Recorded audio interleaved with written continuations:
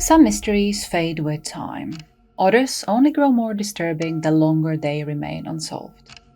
And despite decades of searching, questioning, and re-examining evidence, these cases still refuse to give up on their secrets. And today, we're looking at 5 bizarre, unexplained events that continue to keep investigators and the rest of us awake at night. Starting with a case that the Doe Network lists as the oldest unsolved mystery on record. Rahway Jane Doe murder. On a very early morning of Saturday, March 26, 1887, 4 brothers named Frank, Irving, Thomas, and Alfred Worth were traveling to work at the Felt Mills by Bloodgood Pond in Clark, New Jersey, when they made a gruesome discovery. Lying in a frozen pool of blood of the Central Avenue near Rahway Bridge was the body of a young woman. It appeared like her throat had been slit twice, she had severely bruised one side of her face, as if she was savagely beaten, and her clothes were torn with a K being found next to her. Upon closer examination, the woman was thought to be somewhere between 18 and 22 years old. She was white, about 5 foot 2 inches tall, with brown hair and blue eyes. And this woman was particularly well dressed. She was dressed in this dark green cashmere dress, which was trimmed with green feathers. She had these yellow kid gloves, a bonnet, a fur cape, black dotted wheel, and these good quality foreign shoes. But even with all of this description, her identity, well, that remains a mystery to this day. Even though her face was said to be recognizable, she actually has never been named, and so she became known as the Rahway Jane Doe. Witnesses recalled seeing a woman matching her description walking with a man hours before her death, but he was never identified. A distinct jackknife was also found near her body, which was believed to be the murder weapon. The night before the murder, so the 25th of March, 1887, a local man who lived near the place where her body was found reported that his dog was behaving very strangely. Apparently, the dog began barking at around 11 p.m. and he would not stop until about midnight. He was obviously trying to get the owner's attention, and he would even run towards the location of where the body would be discovered the next morning. So it is very plausible that the dog actually heard a commotion of when the murder was happening. Now, some people believe that she was a factory worker or a servant girl who fell victim to a jealous lover. Others wonder if she was maybe a traveler, attacked by someone who knew that she had no family nearby. And in darker corners, theories even suggest that she was a victim of an early serial killer. Because of the time of when the murder happened, there were many people speculating whether she could have been a prostitute. Now, there's even some information suggesting that her grave at the Rahway Cemetery would be then placed far away from the others because she was seen as inferior to them. But as it would turn out, the autopsy had something else to say. According to the medical examiner, he concluded that the victim had never been married, and so we can deduce that he was referring to her still being a virgin, and so likely she had never worked as a prostitute. Now, the motive for her death could have been disguised as a robbery gone wrong, because one of her dress pockets had bloody marks on it, as if it had been rummaged through with a bloodied hand. Now, there was no money found on her, but she was still wearing her rings, and so the killer could have just staged the whole scene as a robbery when it really not had been one. But what about the other clues? There were blood smears found on a railing about half a kilometer away, and more importantly, an embroidered handkerchief was also recovered. Now, from what we know, the smear blood was never properly looked into, and also, sadly, the letters on the handkerchief were also not entirely legible. It did resemble something like K.M. Norse, but nobody could be really certain of that. It did, however, suggest that the victim could have been foreign, maybe Danish, because of a similar sounding name, Norse. Now, apart from these clues, there was also a rubber stamp found near the scene with the name of Timothy Byrne in the print. The newspapers at the time sensationalized the case, but no one ever came forward to claim her. There was even a reward of $500 for either finding the murderer or who the woman was. And one man who worked at a local post office claimed that he knew this Timothy Byrne, who was also often seen with this lady called Kate M. Mooney. This became one of the names that were associated with the case, and so it sounded like the perfect lead. Apparently, this woman would be often receiving mail at that post office, and the post would keep coming even after her death because the people who were writing to her would not have known that she was deceased. But sadly, this lead never really went anywhere, and people even speculate if the postal clerk was actually just making things up, only to be able to claim that reward. He, of course, could have been telling the truth, or he could have gotten those names from the newspapers and fabricated the story just to make himself a bit richer. According to the 1887 New York World, there was a post-mortem picture taken of her embalmed body dressed in the same clothes that she had been found. This was on the 30th of March. It was really done so that the investigators could continue on with her case even after she was buried, and apparently the Rahway police still have those. This image was released publicly in 1887, but even now, more than 130 years later, the Rahway Jane Doe still remains without a name. By now, her killer has been dead for probably more than 50 years, and so the only hope in ever finding the truth would be to obtain a DNA sample from maybe that bloody pocket and see if the genetic genealogy would be of any help. Maybe also cross-referencing any missing woman with that surname in databases beyond the United States could also be helpful. But again, we would need a DNA sample, just to be 100% certain of the results. But because this is a case from 1887, the likelihood of there being a viable DNA sample is probably close to zero. And so it looks like a ghost that is said to be haunting the Rahway cemetery won't be stopping anytime soon, because this mystery shall stay unsolved. But now, let's move on to one of the most baffling cases where the timeline for the alleged killer was almost impossible to make. The murder of Julia Wallace. It started with a phone call, a fake message, and a fake address. And by the time Julia Wallace's husband returned home, she was dead. In 1931, in a quiet terraced house off 29 Wolverton Street in Liverpool, UK, lived a couple whose outward life was very ordinary. A mild-mannered insurance man named William Herbert Wallace and his wife Julia. And from the outside, they seemed devoted, respectable, stable. But tucked behind that facade lay a mystery so baffling, so ingenious, that even today it remains a case study in crime and justice alike. William Wallace worked for the Prudential Assurance Company, a man from the Prue, as they called him, a trusted agent, someone people really relied on. But those who knew him spoke very glowingly of him. He was intelligent, steady, and quietly ambitious. But he also had very unusual hobbies. He converted his spare bedroom into this laboratory where he tinkered with botany and chemistry, and he also had this quiet love for chess that would ultimately lead him to what looked like an alibi, or maybe a trap. Meanwhile, his wife Julia was industrious, talented, and gentle. She painted watercolors and played the piano while William accompanied her on the violin. Neighbors really said that they never heard so much as a quarrel in 10 years, so they really looked like the perfect couple. And they also had the perfect life, or so it seemed.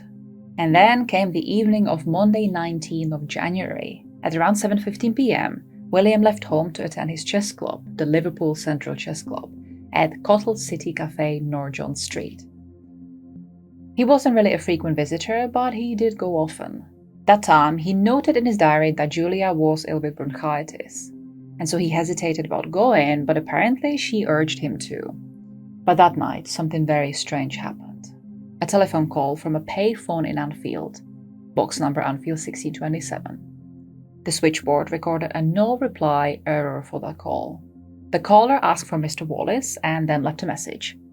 Please come to 25 Menlo Gardens East tomorrow at 7:30 p.m.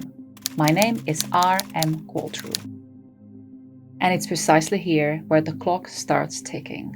William arrived at the cafe at around 7:45 p.m. He dropped into the game, and then he also scribbled the name and the address into his diary. Qualtrue, 25 Menlo Gardens East. But the strange part is that there was no such place as Menlo Gardens East. And there was also no name as Mr. R.M. Qualtrue. Someone was deliberately sending William on an impossible journey. The next afternoon, Tuesday the 20th of January, William went on his usual insurance collection rounds. He returned home for lunch around 2:10 p.m., hung up his dark green coat, the one he would later say had been on his rounds. He changed into a lighter coat and he continued.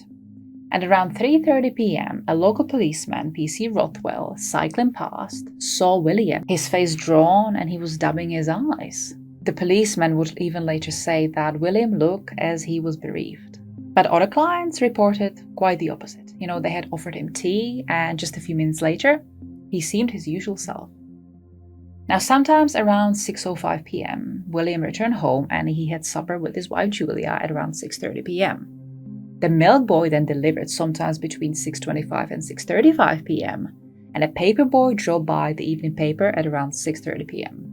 Then the witnesses reported that the front parlor lights were off, but Julia was seen alive answering the milk boy's call at around 6:40 p.m. Now, William left the house at around 6:45 p.m., as he would later claim, for his bogus appointment with this Mr. Callthrough. And then, the next thing anyone knew, at 8:40 p.m., William went back. He tried his front door, but it wouldn't open. And so he walked to the back, where finally the door would easily open. He called to his neighbors, John and Florence Johnston, to go in, and it was he who would really make the grisly discovery. Julia's battered body lied in the parlor. Her skull had been smashed. Blood spattered up the walls. There were splashes of brain matter everywhere, and even the fireplace bay was drenched in her blood. But this wasn't all. The insurance cash box sitting on a high shelf, according to William, had also been looted, and about £4 were missing, and £4 back in 1931 would be approximately £238 today. Now, the broken cabinet door lay cracked on the floor, and the raincoat William left upstairs was later found burned under Julia's body. The police moved very quickly. The theory really was that William himself made that mysterious painful call to create himself an alibi. He then left home, killed his wife swiftly in the parlor, donned his dark Macintosh as a shield from the blood spatter, committed the looting, changed the lighter code, hopped on the trams, and arrived at Menlo Gardens West around 7:20 p.m. to bolster his business trip story. They calculated that he had maybe had 5 minutes, maybe 6 at most to do it. But could he really have committed the murder? Washed the blood, changed, then boarded a tram and be seen elsewhere? But let's also consider William's own condition. He was recovering from flu, and with a single kidney and generally not being athletic, this really made the timeline even more brutal. Yet there were cracks in the case. There was no blood on William. There were no towels used with blood anywhere in the house. And the time of the death was also contested. Some forensic experts said that it must have happened around 7:50 p.m., while William argued it must have been earlier. Witnesses placed Julia alive at 6:40 p.m. And if William left at 6:45 p.m., claiming his trip, how would he be able to commit that murder? But if he was innocent, then who else had the motive and opportunity? But that's exactly when William pointed his finger at Richard Gordon Perry, a former colleague who knew the Wallace's household very well and allegedly had been involved with money irregularities under William's supervision. Now, at trial, William Wallace was found guilty and sentenced to death, but on appeal, his conviction was quashed. The judges found that his case against him left just too many doubts, and his solicitor also commented that to overturn a jury murder conviction at the time meant that there wasn't even a shred of credible evidence. And so, the case remains still one of the most remarkable mysteries in British legal history. And to this day, more than 90 years on, we still ask, was William Wallace a cold, calculating murderer who engineered this perfect alibi? Or was he a deeply unfortunate man caught in a web of misfortune, missing evidence, and a criminal frame-up? Next, we have a murder so horrifying the investigators believed that they were dealing with a ritualistic crime scene. Stine Geisler. It was an early evening on the 5th of June 1990 when the cook from the Thelgroen bar turned the basement key and stepped inside to change before her shift. But just a few steps in, she froze. Her body was lying on the floor. The young woman's hands were tied with a black electrical cord, and the same cord also looped tightly around her neck. 2 dishcloths had also been shoved so far into her mouth that she definitely couldn't have been able to breathe. Knife wounds were marking her neck, and on one of her arms, the killer had carved something, a shape or a letter that nobody could really recognize. But as if that wasn't bizarre enough, her entire body had also been coated in floor wax. And beneath her was this unopened pack of condoms, but luckily there was no presence of SA. But everything else, the walls, the handles, the switches, had been wiped clean, and so not a single usable print was found. The forensics pathologist later concluded that her killer already knew. She died gasping because the clods were pressing on her tongue so that she couldn't breathe, and the cuts and the wax, they all came post-mortem. The victim was 18-year-old Stine Geisler, a bright, well-liked student who lived with her parents just floors above where her bike was found locked in the courtyard that morning. But she wasn't the kind of girl who vanished without a word. She had friends who adored her, family she was close to, plans she never got to finish. But she also drifted through Copenhagen's bohemian nightlife, particularly Sabine's Cafeteria and Café Wilder, which were these places where journalists, actors, poets, and wanderers mixed until late. The evening before her murder, so that Monday, June 4th, had been a celebratory day. So a birthday party first, and then the Wits on Carnival. At around 2:30 a.m., she said her goodbyes near the Gamle Strand, and she began cycling home. And she almost made it. But somewhere between that courtyard and the stairwell, she met the person who would then go on to kill her. The brutality of the scene shocked even veteran detectives. They called it sadistic and ritualistic. The carved mark on her arm, rune-like, A-shaped, depending on who described it, became one of the case's most enduring mysteries. And theories began to spread. Was it some sort of an initial, occult sign, or a domination mark? But nobody could really say. The investigation exploded instantly. 35 detectives were involved and around 4,000 interviews were conducted, which made it one of the Denmark's largest manhunts. At first, the investigators were looking at men in Geisler's life. Her diary revealed a brief affair with a married journalist in his 40s. Now, when questioned, he did reveal their relationship, but he also provided an airtight alibi. Witnesses then also claimed that they saw Geisler with a man at Sabine's Cafeteria that night. And then, a night watchman saw someone very similar near her home at 2:55 a.m., which was just too uncomfortably close to her estimated time of death. Police did manage to track that man down, but he ended up being cleared. Then came Peter Kronholm, aka Mr. Smiley. 28, violent past, lived nearby, no alibi after 1 a.m. He was also matching the general description, but again, there was no forensics evidence of that scene that would tie him to it, and the police also found no clear motive. Now, interestingly, he would later go on to prison for another murder, but nothing has ever tied him to the murder of Geisler.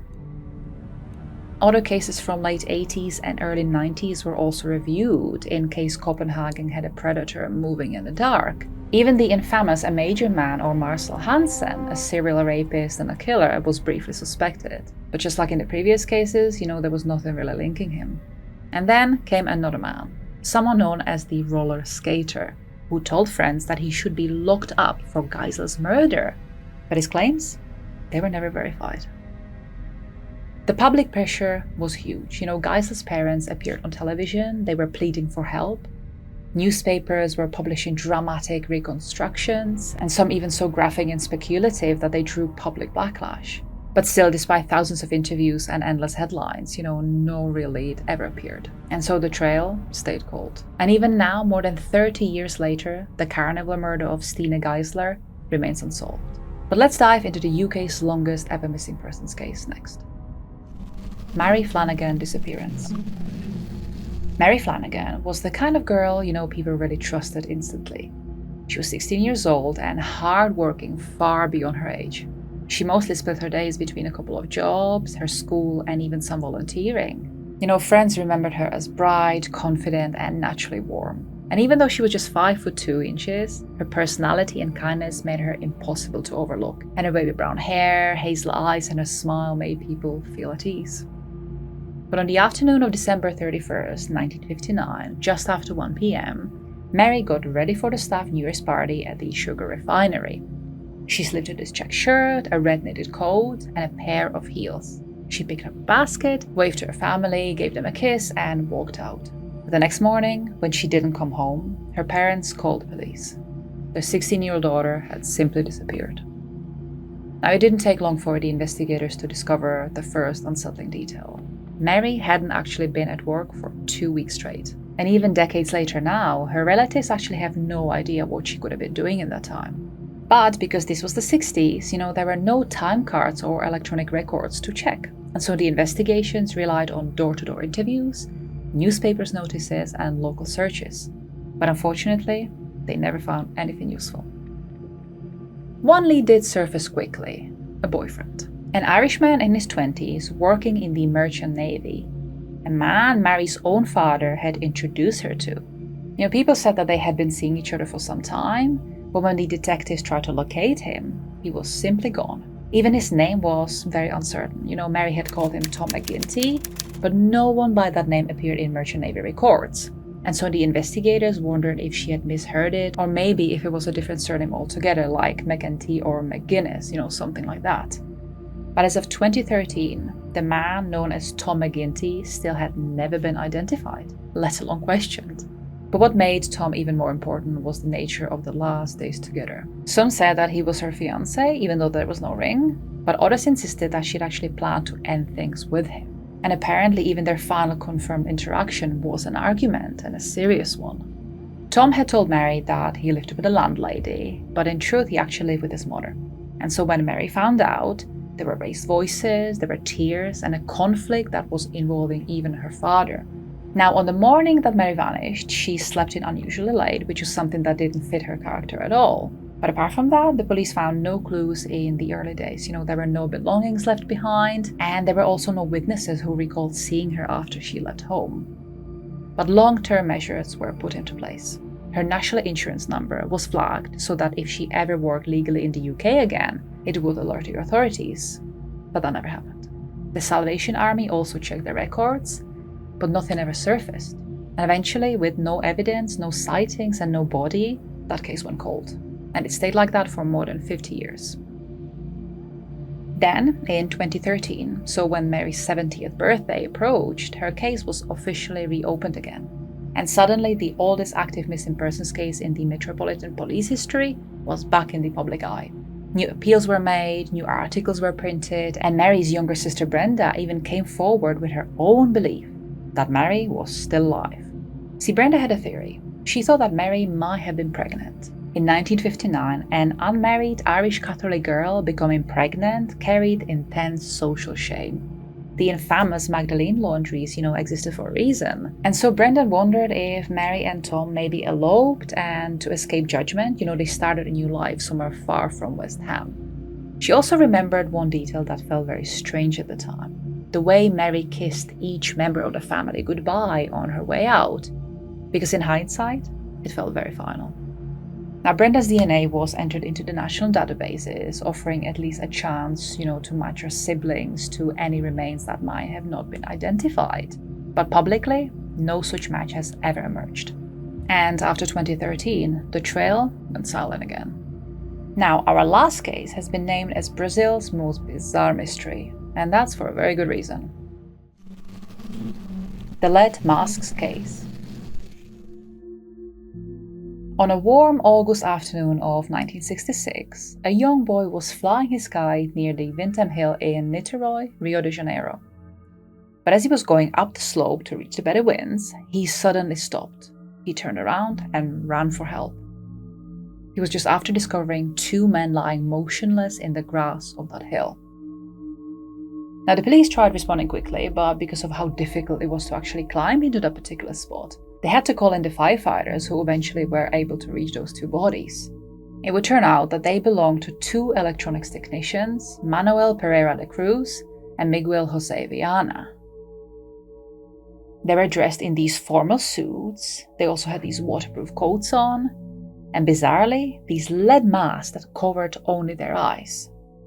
Also lying beside them was this empty bottle of water, a packet containing two wet towels, and a notebook with cryptic instructions like, be at that specific location, take capsules after the effect protects metals, and wait signal.